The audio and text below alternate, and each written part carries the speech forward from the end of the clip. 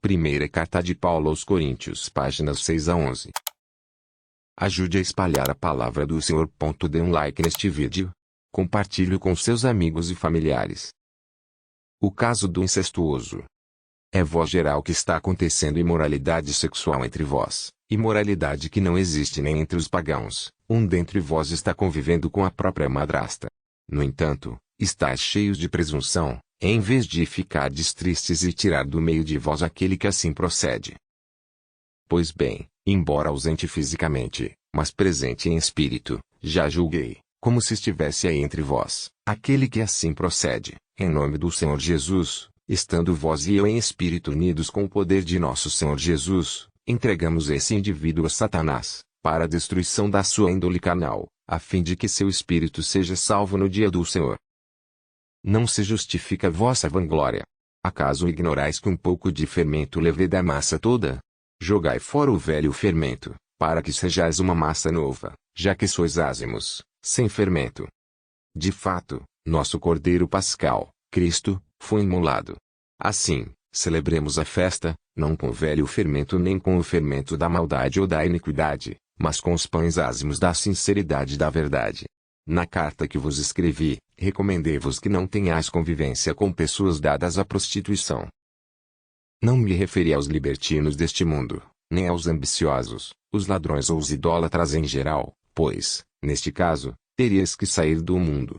Escrevi-vos que não tenhais convivência, apenas no caso em que se chame de irmão tal libertino, ambicioso, idólatra, provocador, beberrão ou ladrão. Com tal pessoa nem se deve tomar refeição. Iria eu julgar os de fora? Não se trata, antes, de vós mesmos julgardes os de dentro? Os de fora, é Deus quem julgará. Tirai o mal do meio de vós. Recurso a juízes pagãos. Quando um de vós tem uma questão contra outro, como se atreve a entrar na justiça perante os injustos, em vez de recorrer aos santos? Será que ignorais que os santos julgarão o mundo?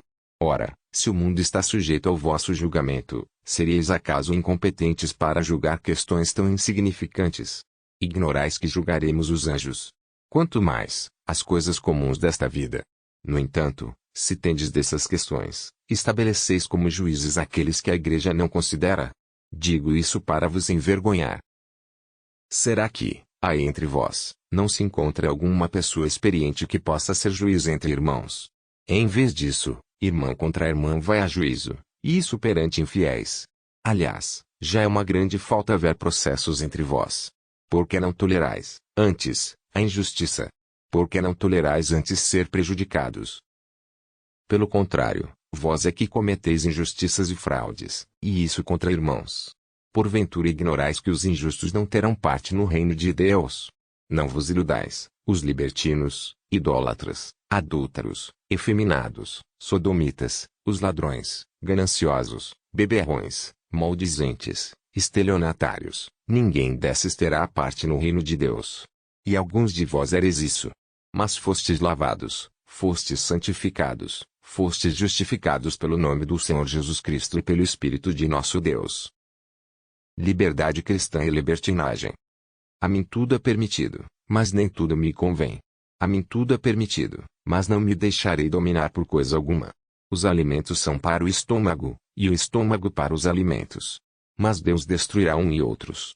O corpo, porém, não é para a prostituição, ele é para o Senhor, e o Senhor é para o corpo, e Deus, que ressuscitou o Senhor, nos ressuscitará também a nós, pelo seu poder. Porventura ignorais que vossos corpos são membros de Cristo? Poderia eu fazer dos membros de Cristo membros de uma prostituta? De modo algum. Não sabeis que aquele que se une a uma prostituta torna-se com ela um só corpo?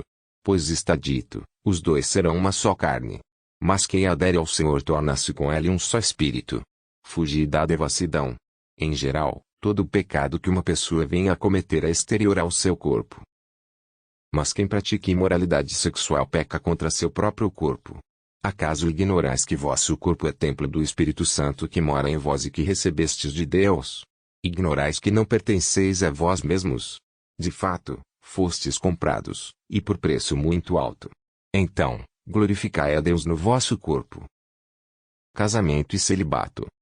Passo agora a tratar dos assuntos sobre os quais me escrevestes. É bom para o homem abster-se de mulher. Entretanto, para não cair em imoralidade sexual, tenha cada qual a sua mulher, e cada mulher, o seu marido. Cumpra o marido o seu dever conjugal para com a esposa, e a esposa, do mesmo modo, para com o marido. Não é a mulher que dispõe de seu corpo, mas o seu marido. Do mesmo modo, não é o marido que dispõe de seu corpo, mas a sua mulher. Não vos recuseis um ao outro, a não ser de comum acordo e por algum tempo, para vos entregardes à oração. Voltai depois à convivência normal, para que Satanás não vos tente, por vossa falta de domínio próprio. O que acabo de dizer é uma concessão, não uma ordem.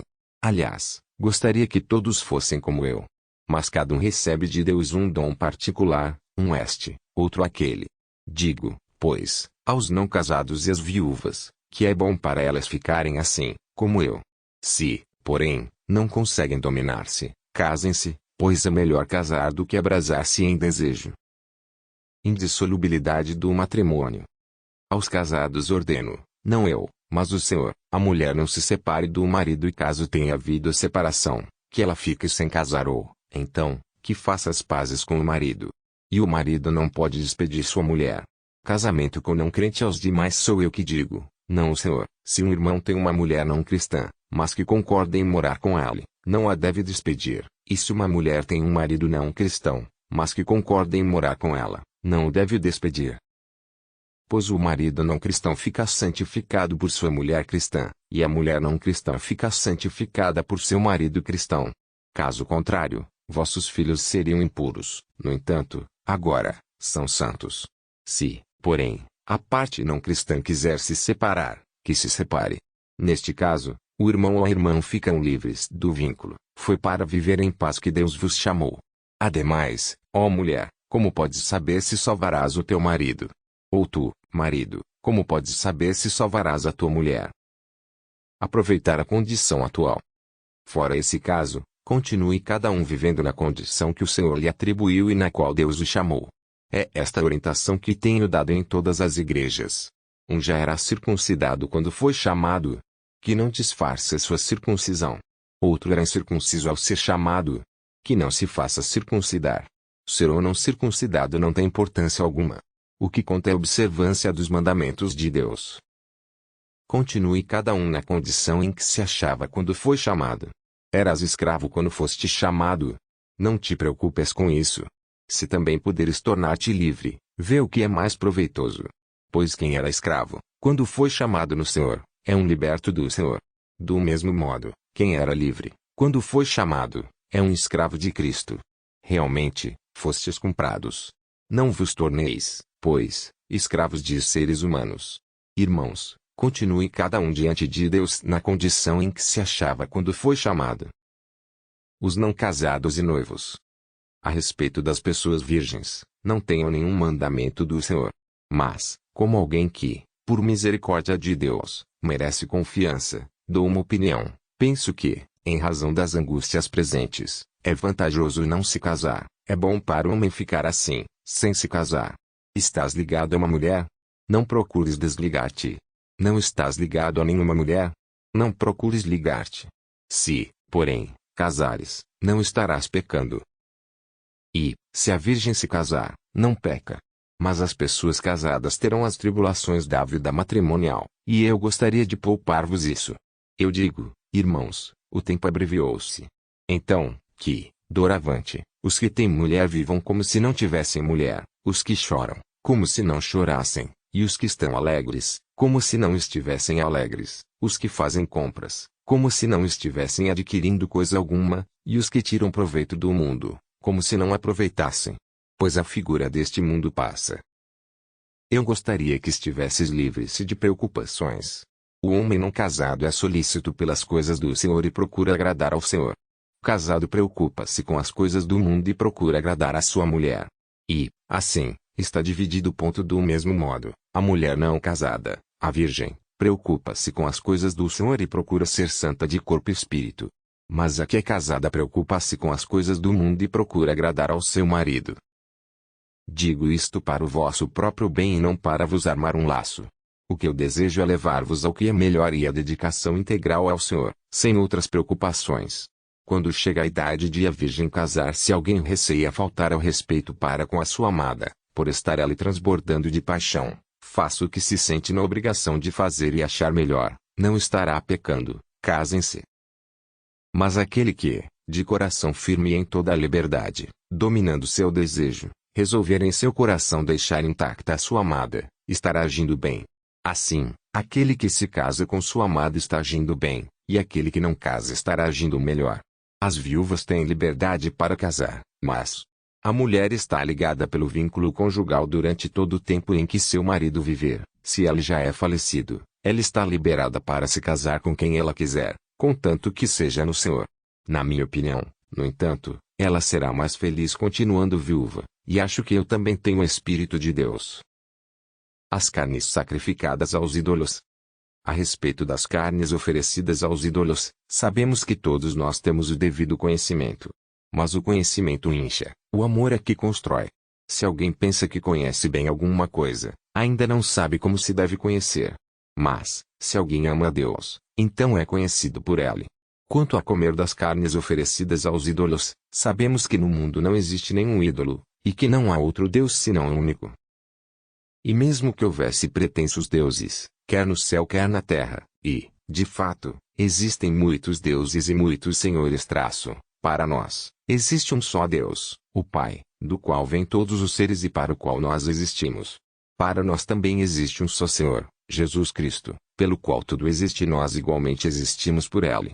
Mas nem todos têm o devido conhecimento. Por exemplo, algumas pessoas, acostumadas com o ídolo até o presente, comem da carne dos sacrifícios como de algo oferecido ao ídolo.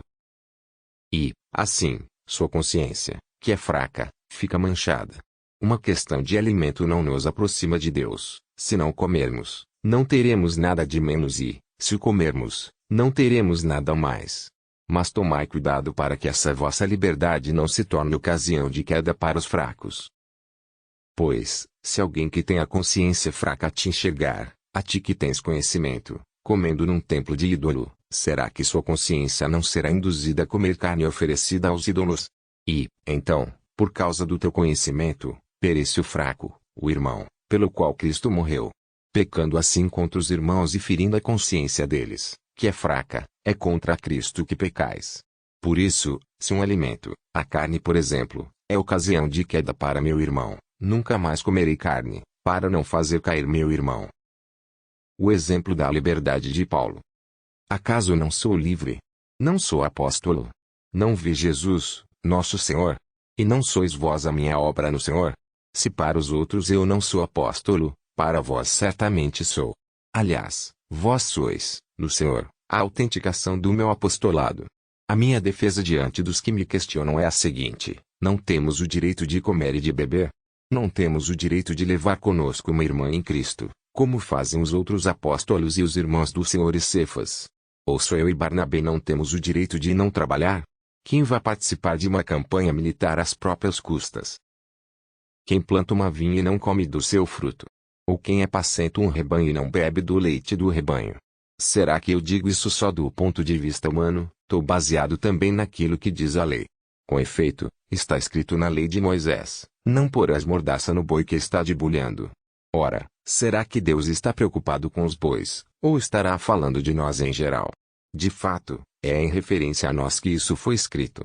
Quem lavra a terra, lavra sempre na esperança da colheita, e quem debulha, debulha também na esperança de ter a sua parte.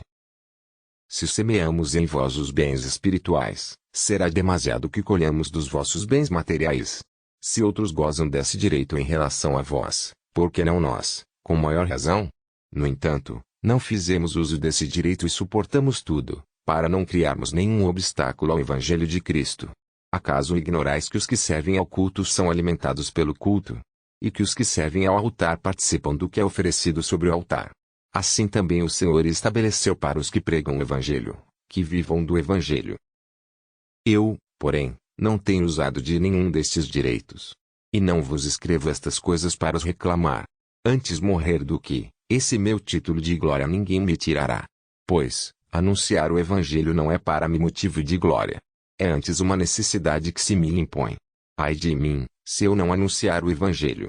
Se eu o fizesse por iniciativa minha, teria direito a uma recompensa. Mas se o faço por imposição, trata-se de uma incumbência a mim confiada. Então, qual é a minha recompensa? Ela está no fato de eu anunciar o Evangelho gratuitamente, sem fazer uso do direito que o Evangelho me confere. Assim, livre em relação a todos, eu me tornei escravo de todos, a fim de ganhar o maior número possível. Com os judeus, me fiz judeu, para ganhar os judeus. Com os súditos da lei, me fiz súdito da lei, embora não fosse mais súdito da lei para ganhar os súditos da lei. Com os sem lei, me fiz um sem lei, eu que não era sem a lei de Deus, já que estava na lei de Cristo para ganhar os sem lei. Com os fracos me fiz fraco, para ganhar os fracos. Para todos eu me fiz tudo, para certamente salvar alguns. Por causa do Evangelho eu faço tudo, para dele me tornar participante. Leia a Bíblia todos os dias. Assista estas videoleituras de cada livro. No presente vídeo apresentamos as 5 primeiras páginas do livro do Apocalipse. Veja também as outras playlists. Cada uma traz o texto completo dos outros livros do Novo Testamento.